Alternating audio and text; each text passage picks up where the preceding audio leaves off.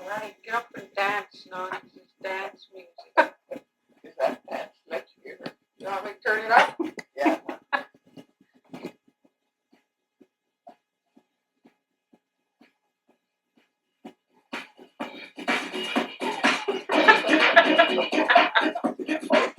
Get funky, you know. I you know that. My mother's plant first and my dad's. You got it on? Yeah, it's on. My mother came from Hokan. Mother was family stayed at Hokan. Her great grandmother's mother's Haida name was Dakju, and so when she died, my mother got that name Dakju. That name is being carried through the family. We have several names that only our clan can use. Nobody else could use it. In the olden days, only the clan family could use certain kind of names and songs too. They have it all different way. After mother generations, the group died, then our group. I was the next to my mother, I guess. I had the other sisters, but I was the oldest. We are the frog and the bullhead. Through the bullhead, we have stories for both the frog and the bullhead stories. The reason why we hold those clans. The bullhead story is quite interesting. In the olden days, they used to pick out things that would benefit. They would benefit from. So our clan, our family got the bullhead and the frog. The frog came from. Okay, now. Oh, I'd like to tell the story about the bullhead story first. The reason why our clan, we are called the Sullivan's clan. And the reason why we hold the bullhead is in the olden days, every clan claimed some either animals or something in the line of fish, mammals, things like that.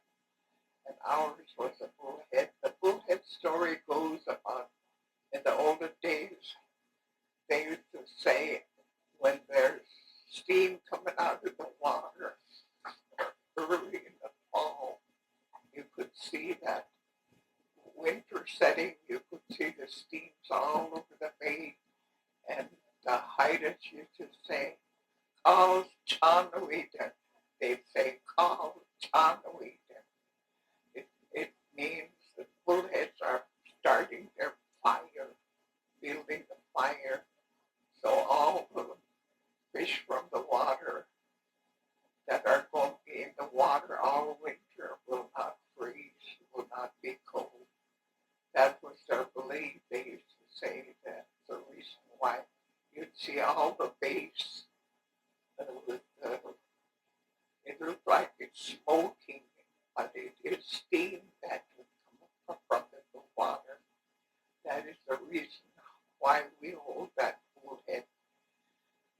Many times they said red snapper was kind of, it would come near the fire, the bullhead's fire. That's why it turned red.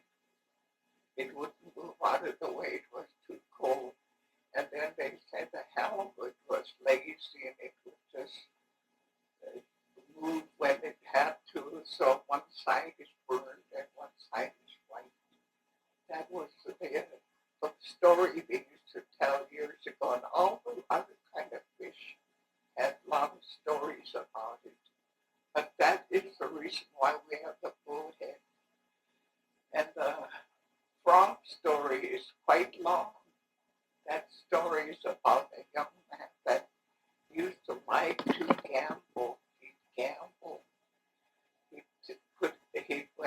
At evening he'd get his wife ready for bed. He'd get everything ready he needed, and then he'd go out and gamble all night.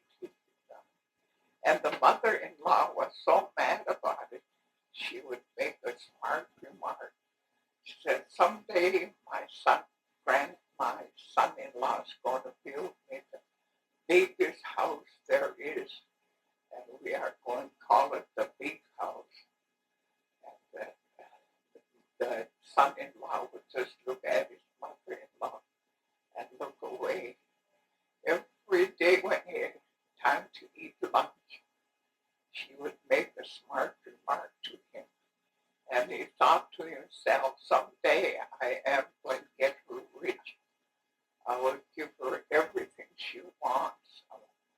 To a mother-in-law that wants something. And so he thought about the lake back to their little village where they lived.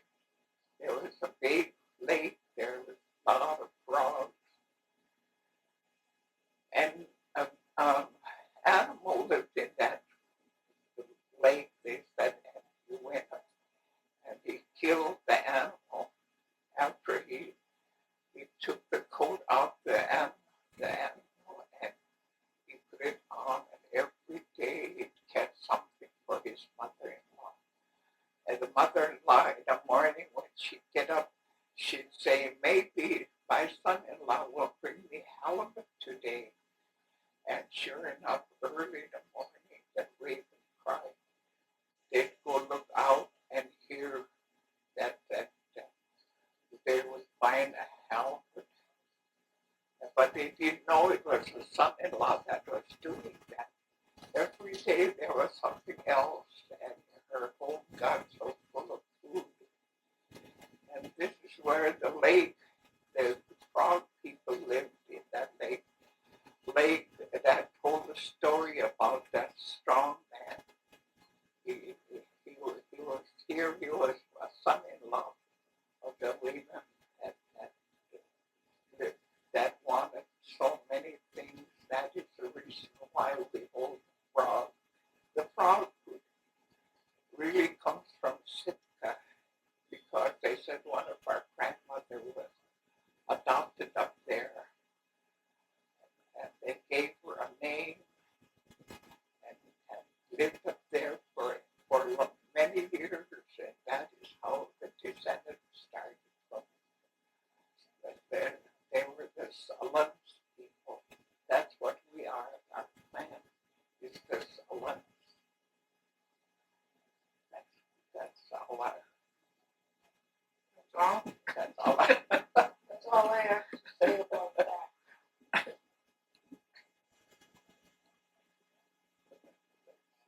Stories about in the older days, the chief was allowed 2 wives, a clan, and the chief had to marry one that was not an elder, but a kind of older thing. And then a very young girl, he had 2 wives. And they were in a village. In the older days, they used to go from village to village according to what they had to put up, like their seaweed time. They would move to where their seaweed or fish egg time. They would move to where their herring spawn.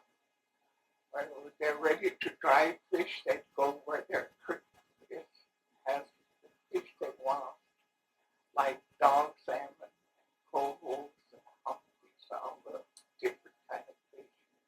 They would go there, and this chief was a very strict man. His wives had to obey him all the time, and they had a son. The sister had a son. She was he was a kind of frail boy, and time came when they had to train the boys. They used to have to go after sea lion. They used to go for days and days for sea lion hunting. So they had to train for that. And every day, early in the morning, before the raven crowd called, the uncle would put all the boys that were of age into the water, cold water. They'd swim for a while. And then while they come out of the water, you would have spruce trees fixed so it could, he'd tap the boys with it. And then when they come out of the water, he'd hit them with the branch, and then they'd have to go back in the water and wash the blood out. And the boys would wrestle right in the water. When he thought that was good enough, he'd put them ashore, and then they'd wrestle on the shoreline, and then they would have race. They'd race. After getting through with their training, they would have the older boys would have to go out and get wood, driftwood, get load of the boat and bring in the driftwood. And the other boys that are a little bit bigger, they would carry water for the house, for the mothers. Everybody had to work. Nobody ate. Everybody was busy. This happened before the raven called early in the morning. It was done. And night before that, the mothers used to bury potatoes in sand piles where they had fire going. And if the potatoes would steam there all night. So next day, their meals were with dried fish or full of fish or something, but they always had potatoes because it was always put under the sand to cook, steam it under the sand. And the boys liked that. They used to all be ready when it's time to eat. And when they go out in the morning, early in the morning, the boy that was lazy, his name was Dakju. He'd be laying down on his mat by the fire, and when the boys run by him, they'd kick the sand into his face, and they would laugh at him and say, someday Dakju's going to sit down by his uncle, and he's going to bail the blood off the boat, so when we get a lot of seagulls, they'd laugh at him about when we get a lot of sea lions, they'd say. And he'd hear it, but he'd never answer. That kept on quite a while when the aunt said one day to him, Dakju, you are going to shame your uncle. You'll have to train after the boys all go to bed at night. I'm going down the beach with you, and you're going to train. So she started training him in the water, cold water. For days he was training. But before the boys get up, he'd get in bed. He'd put the mat down in the warm place and lay there.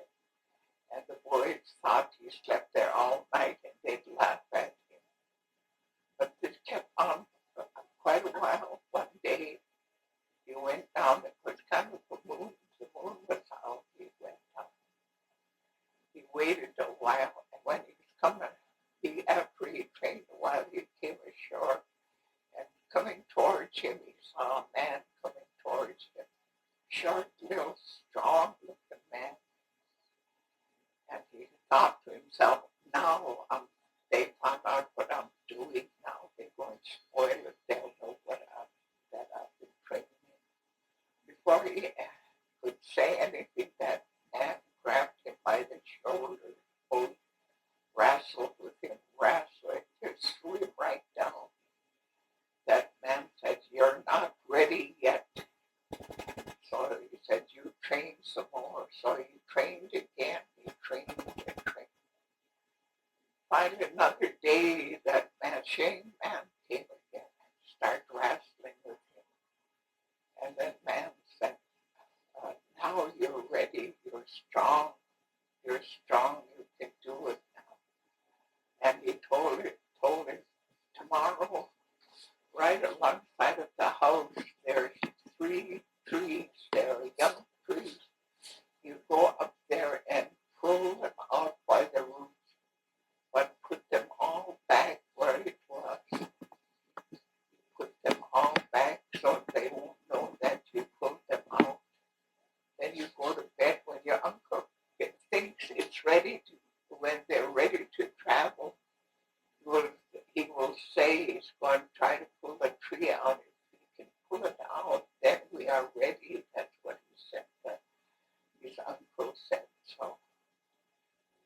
2 days afterwards, a few days afterwards, he heard his uncle. He went out before the raven called. And his uncle, in the olden days, people used to talk really loud, just as loud as they could. The uncle was talking so loud, and he said, talking to the boys, I'm going to see if I can pull that tree out, the first one. If it moves a little, I'll pull the other 2 out. If I get it all out, then we're ready to go for the sea line, he told the boys. After they got through, he went up. He pulled the first one, it moved, and he left it alone. The second one he tried. The third one, it pulled right out. He hollered, now we're ready, we're going tomorrow before the raven comes. You tell your mother, get your clean clothes on, get clean clothes, be sure and tie your head up with a cloth, and tie your shirt down with a line with string. That tomorrow we're going to go take your lunch. Everybody take your own lunch. Take your mat. So they got 10 canoes ready. Next day they're going to travel. The tooth was still laying down. So the ant heard what they were planning. So he called to the tooth. He said, I'm going to have your clean clothes ready. I'll get your lunch ready. You tie your head down and tie your clothes on yourself. You're ready. When your uncle leaves, you are going to go with him. You're going to sit at the foot of where you can bail the water out the canoe. You're not going to paddle. That's what she told him. He got ready. He made his mother get him clean clothes and things. And when the other boys saw him, they'd laugh at him because he wasn't going. Still, he was getting his clothes ready. Next morning, early in the morning, before the raven cried out, everybody they used to carry the canoe on their back. They'd all carry it down to the water. The 10 on each canoe, they would take it, put it into the water. And his uncle had the biggest canoe, and he saw them boys, strong boys, carrying it down. And it was quite a way. His uncle already got on the canoe. They pushed it out quite a ways. When he saw that they pushed out without him, he ran down and grabbed the bow of the canoe and pulled it in. Without saying a word, he got aboard. As soon as he stepped on that cleats there, he broke to pieces. But nobody said anything. He sat down whereby close to his uncle to bail the boat when they started. The boys started. They paddled for days and days. At night, they would turn the boat upside down and sleep under there. They were afraid of enemies, so they used to do that. Then the next day before the raven called, they'd go again.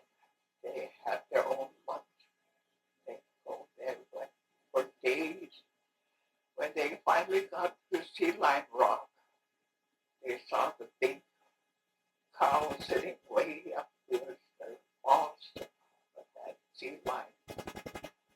And the uncle said to the boys, "Don't nobody get out the boat after I kill the big cow, then you boys can come down and get all we want." And instead of the uncle jump off the boat, the big waves, they count the waves. They count 3 big waves. On the third one, he jumped. He jumped close to that big cow. And then, but before he knew what happened, that sea lion grabbed him, threw him way up in the air. And when he came down, he crashed to pieces on the big rock. And the truth was sitting there. The boys got scared. Everybody was trying to paddle away, but he stopped them. He told them, "I'm going to get down and I'm going to kill that cow that killed my uncle." So they count the waves. On the third, he jumped. He jumped right up and he threw that big sea lion way up in the air. And the sea lion crashed right on it. And then after it crashed to pieces, the boys all got scared. Everybody pulled away and they left the tooth on the rock. They never waited for him. They were so scared of him because he was so strong. They went back home. And the tooth didn't know what to do, so he started skinning the sea lion. The big one, and he made a coat out of it. And he got a great big rock, a big stone. He put it in his stomach. He tied it on his stomach. And he started to practice like the sea lion. He'd go in the water, he'd come up. But after he got pretty good, he started going towards their home, where their home was. It took him days and days before, and the aunt used to sit down the beach and cry because they left him behind. She'd cry and cry. One day when she was crying there, she saw that sea lion coming towards them. She knew right away it was the truth. She called the village people to come and see. Sure enough, when they come and got ashore, it was that truth, that strong voice. They came up. They had a big party, and the uncle gave the younger girl to his nephew to marry, but he didn't want her. He wanted the older one. So the Jews got to marry the older one instead of the young one. That story never ends. That's how it stops. That's the story of the two. Did you hear it before? No. It's a sea lion story. In Haida, it sounds spooky.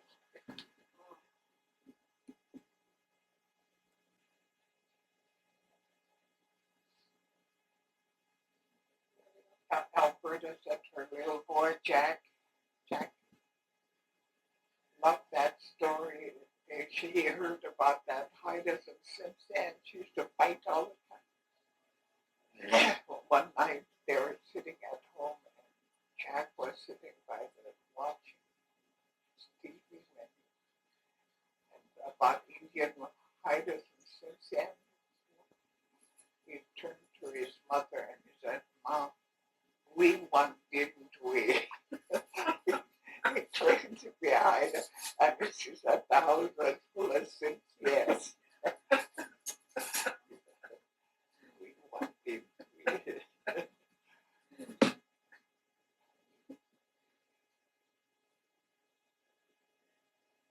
Fighting words.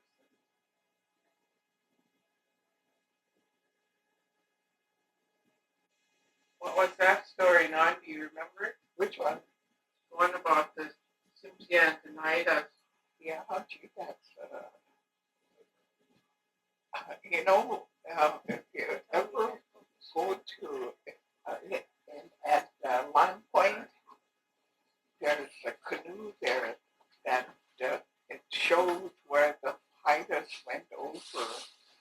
There's about 10 canoes on the, heading that way. Mm-hmm. And you could just about see that that they went there. Yeah, I remember. Let's see, you got it all. Yeah. I'll tell what I remember about it. In the older days when the Haidas used to come from Victoria, McTauley, they were always, the Tsimshians always used to fight them people. Sometimes 2 or 3 would come home, they would kill the rest of them. So Haidas got ready and they're going to fight back. And all the young men got ready, their canoes were big. The Haidas had big canoes. And when they're going to start the war, they've got a young cedar tree, and they put 4 canoes together, and they put that long stick across on 4. They had about several boats like that. So when they start the war, they wouldn't tip over. That's how they put those sticks across. And when that time, nobody lived in Ketchikan Channel, Saxon. It was clear nobody lived there. But that's where the war was going to take place. Now, Tsimshians were ready. Haidas were ready. All the young men were ready on the canoe. And one old little man, he was small, but it's a small little old man. He wanted to go, but nobody wanted him. He was too old to go fight. They told him to stay home, take care of the ladies. No, he was determined to go. In the older days, they used to tie themselves up with string, some kind of string they made. When they're determined, they tie their head up, and he was all ready when they're ready to go. And they claim they started from Line Point, the Cassandra. That's why he was thought that was canoes then. And when they started 10 too, they said big canoes. And they got there here on one of the boats. That little old man was on there. When the war, Tsimshians met them before they got to the channel. They were ready. They had the Haidas had the gun, too that time. So the Tsimshians, I guess, Tsimshians did. And when the war started, the Haidas wasn't as many as Tsimshians were, so many. That little old man jumped overboard and swam under. He took his axe. While they're fighting, he made holes in their canoe. At the bottom, he'd make holes in it, and the canoes would sink while they're trying to fight. He did that to nearly all the canoes, Tsimshian canoes. He was fighting with it and almost killed everybody. He won too. After they got through, so many drowned. That little old man swam back, and they brought him before. The Haidas won that war. That old man. Well, I guess that days he wasn't very old, but they thought he was really old. That's how the big war took place. And as Naanaa told Guppy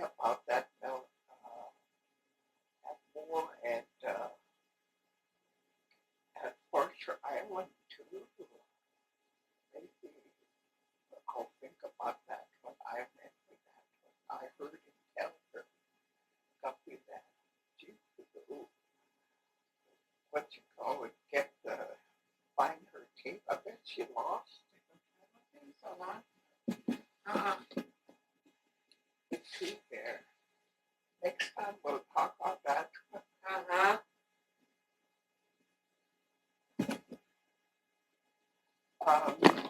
Is it on? Yeah. This story was told by Clara Natkong, mother of Anna Peel and son Joe Huss.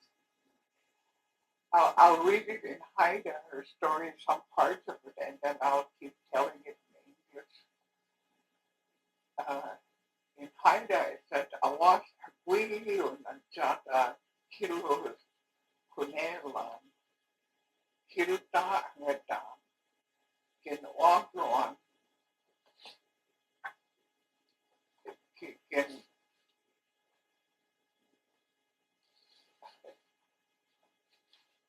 I can see it very good. Kilta Ngangan Kin Wagron. Let's see. Awas Agui Nanjana Kilo Kunelan Kilta Ngatan Kiano Put Iwana Put Iwan Scan Watu Nang Swanson Penungan Winsita Nangantiayan Swanson and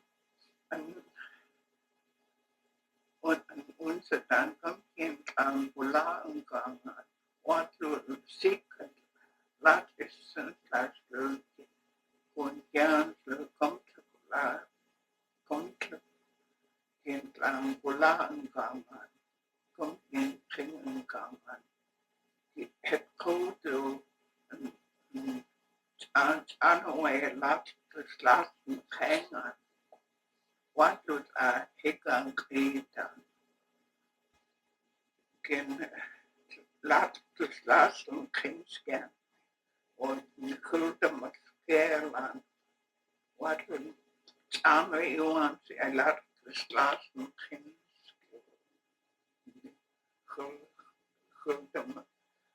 Kulta Mahalan, what to Lata and Kulhaidan, what to Lat Haidan Hosen. This story is about a young boy that was born, a lady that was born. She was kind of had a bitter tongue, and she used to tell her people, her mother, the little girl would tell her mother about what other people are saying about her.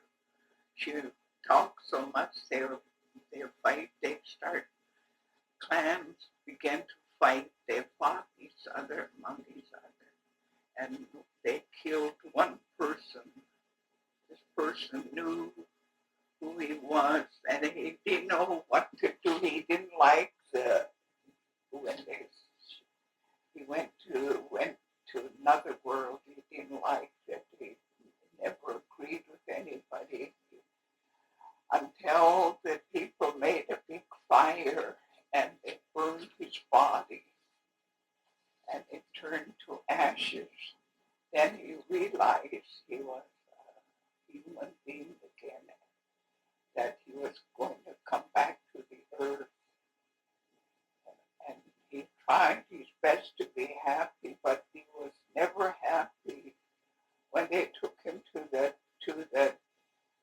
chief's house at one time, they looked in there. He's on his way. They came across a lake, a great big lake, and there a swan was in the water. And the people were so happy to see such a beautiful swan and to make him laugh, they would all throw themselves on the ground and laugh and kick their feet up in the air. But that didn't interest him. So they kept going. He kept going again. And he'd go there. Somebody would take him to another world. He'd wait and wait.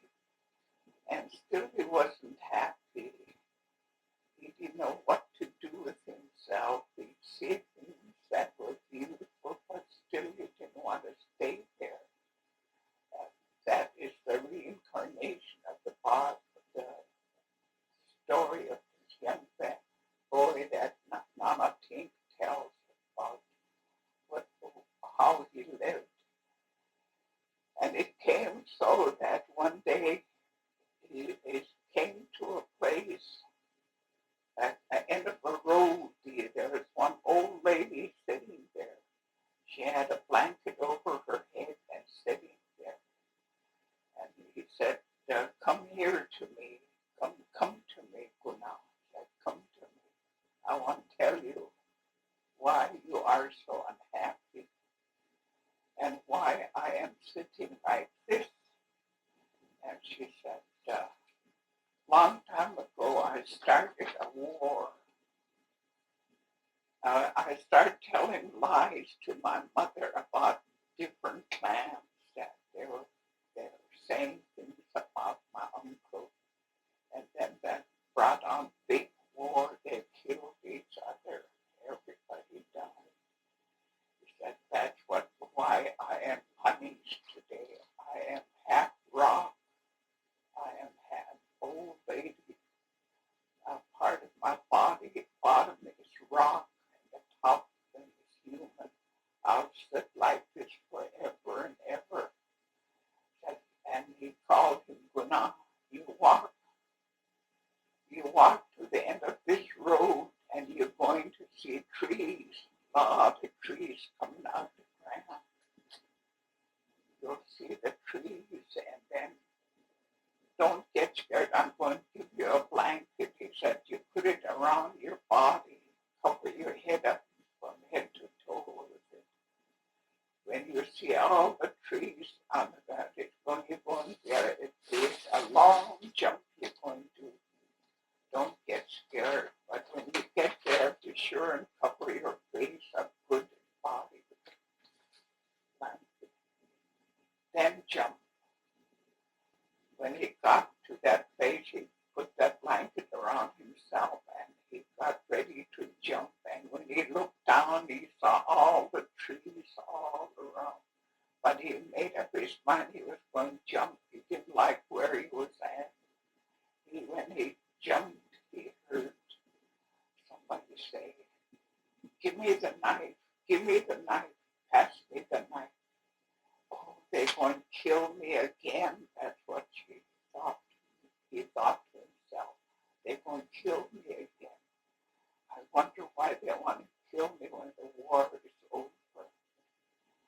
And he started kicking, from the blanket off. And you could hear the midwife, the women say, it's a boy, it's a boy. You got a boy. And he came to, he woke up, then he knew that he was born again. And he tried to remember the things his uncle used to do when he was a little boy. His uncle used to take him out to teach him how to cut wood. And his uncle buried all the tools he had. And when he got to be around 3 or 4 years old, he told his mother, we'll have to go look for the place where my uncle buried all the tools for cutting wood. She took her husband and 3 of them went out. And he recognized the place where they used to live years ago. There under that tree is where my uncle buried all the tools. You call it. Get a shovel or something to bury deep in the ground. And they dug. The mother and dad dug and they gave up. No. And the husband got mad. Why do you listen to a young boy that don't know anything? Maybe he dream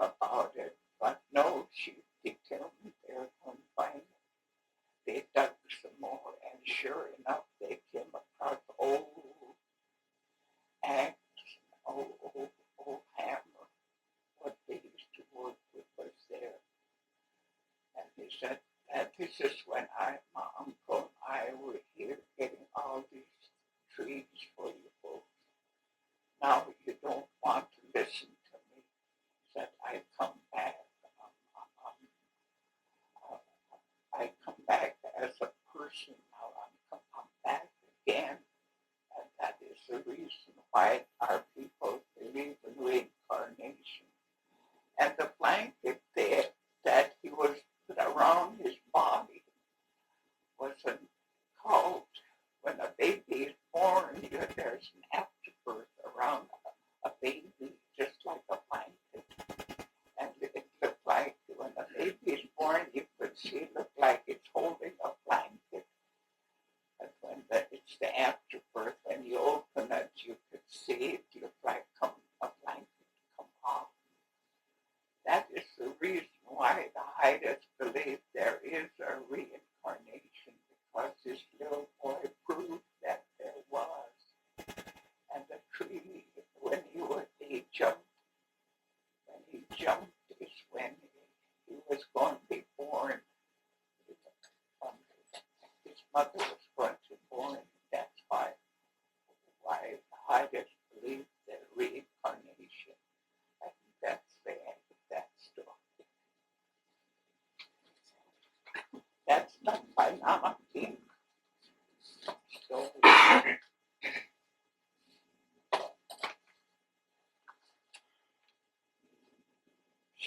She told one about oh no, this other one is told by Christine Danso. Malone. Do you want to hear that one?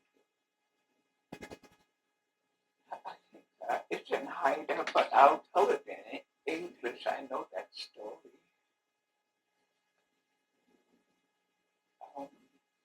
Many years ago, this is a chief had a wife that was older than him, and in the older days, every chief owned two wives, but this one had one, quite an elder one, and the women used to want her husband to go and get herring. This is a herring story. One day she woke up and told her husband, my husband, go out and look for herrings. And she said in Haida, no, at this time of the year, there is no herrings. She said, go out anyway, take your canoe and go out and look for herrings. I'm hungry for herrings. So he got dressed and decided to go out early in the morning. He went out. He stayed all day. And he was doing that for days. And finally, it come to that she was in love with her husband's nephew. That is why she was sending him out. She put their love story, I had a love story. But anyway, he'd go out. He had an idea what was going on. But when he come home from herring, looking for herrings, she never cooked for him, and he'd go around and cook for himself. He'd feel so bad for himself. One day he really found herrings deep, but he got enough for her. And he came back home, and he said to his wife, today I found some herrings. It's at the bottom of the canoe. You'll have to take some kind of pot to get the herrings yourself. I'm cold. I'm going to cook for myself, he said. So he cooked. While he was cooking, she went down and she saw the herrings. So she called her husband, please bring me a bucket so I can take herrings up to eat. No, he wouldn't listen to her. He kept cooking. He'd cook. After he got to eating, he could hear her. And she'd say in Haida, Allah, Islam, I did this stuff. She'd holler like that, but he'd pretend not to hear her, just let her. He knew she was in love with his nephew, so he never paid attention to what she was saying. She was so cold, it was cold winter. She was so cold, she started shivering, and her voice changed. It said, Allah, sound like Gupani. It sounded like a hooting owl. It kept saying it. Her voice was so cold. She was calling for a pot, but it turned out to be Gupani, and they could hear her coming up. He could hear her coming up with the pot, and when she dropped it outside of that door, she kept going up the hill. She was calling, "Go your knees, go your knees." It sounded like Allah, Islam, Allah, Islam. But it turned out to be go your knees. That's a hooting owl. And that is the reason why Haidas never believed in having their nephews fall in love with their wives. That's love story supposed to be, but that's how it ends. It's a short story. That's all about that. That's it ends or told that story, short story.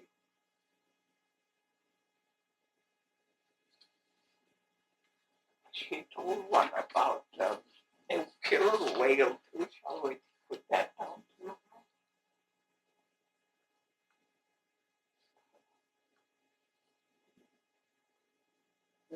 This is a good story. It was told by Christine Ansel. She wrote a story about a long time ago how people used to be. They used to get a lot of food from blessings.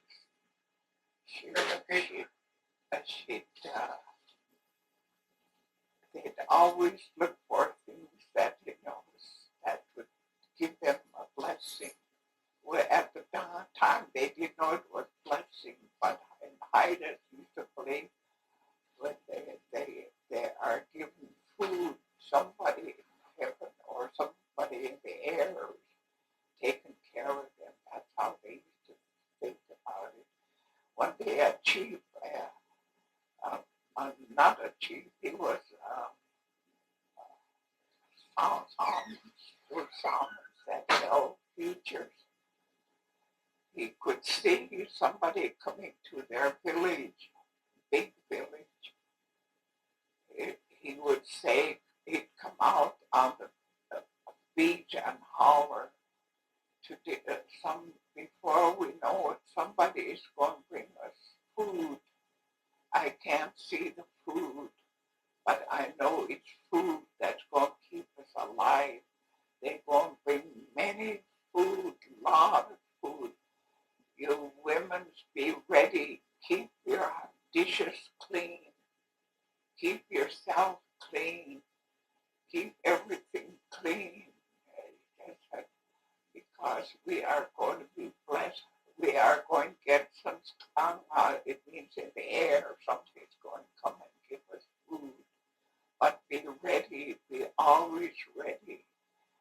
And they forgot about what he'd say, and everybody would go in for Indian dancing and doing a lot of different things. They'd dance, and the men would gamble. They forgot about that. One woman, she was always making trouble among the ladies, but she never tried to put up food. They'd never find anything, and she wouldn't wash her dishes.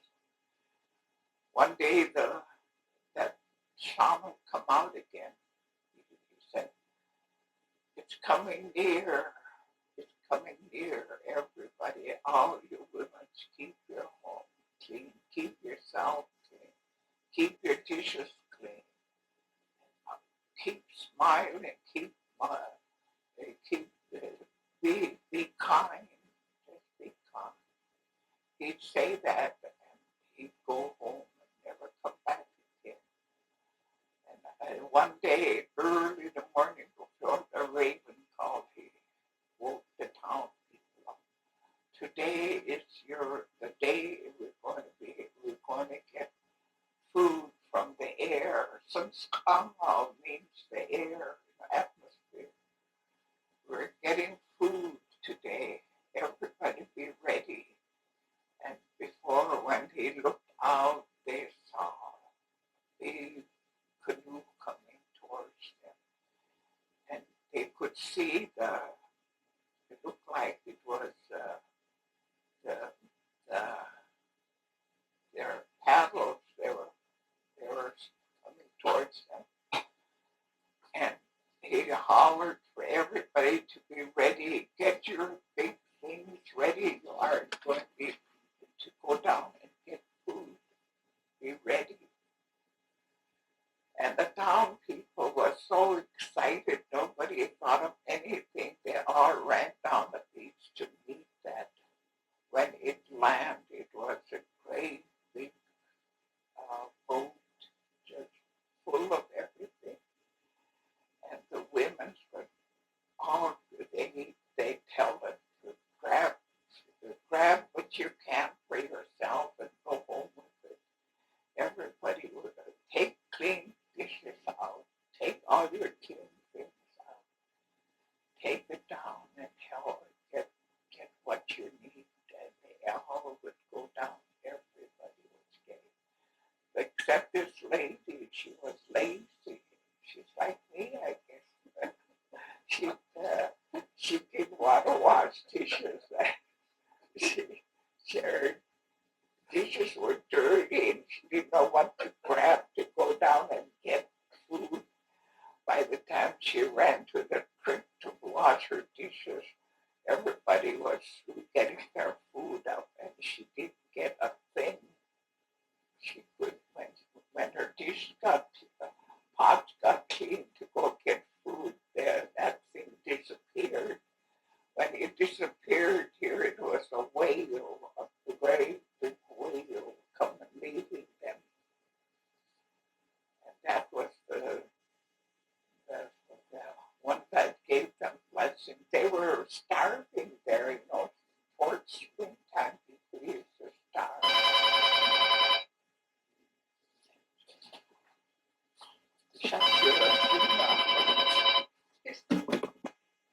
To turn their children into be like white people. They knew there was white different tribes around and they wanted their children to be like that. So every night they'd have a dance and they'd go down, they'd go down themselves. Everybody the same way. And Helen figured that it was a cross they used to do. And she thinks that's what they used to do because they used to get blessing from that. They'd cross, they'd touch the ladies would sing with them, they'd touch their bodies.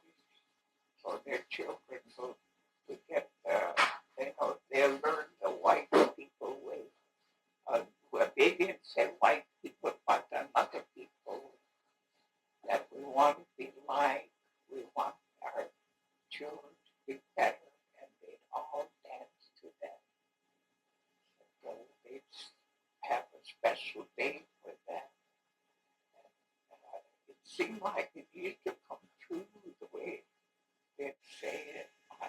They'd want to skip it down themselves, and they'd all know. Just like if they're praying. Helen used to tell that all the time. So that our great-grandparents all did that.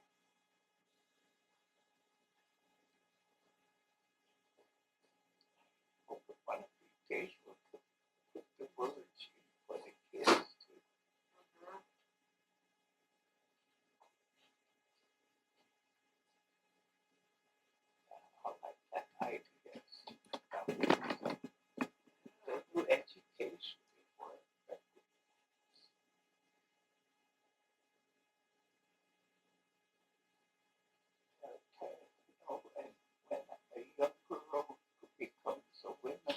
days to be so sheltered with young girls.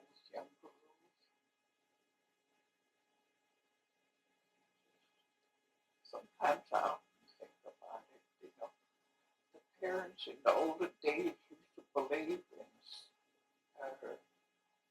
spanking their children to do the right thing. Now the kids are getting so bad. On the other hand, maybe they need to be spanked. Oh, yeah.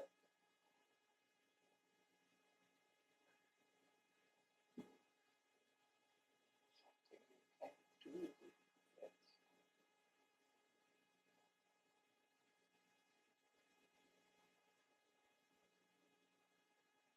It's not only in Hydaburg that Towak has. You hear that girl was telling us about Towak. They're having bad time with their children.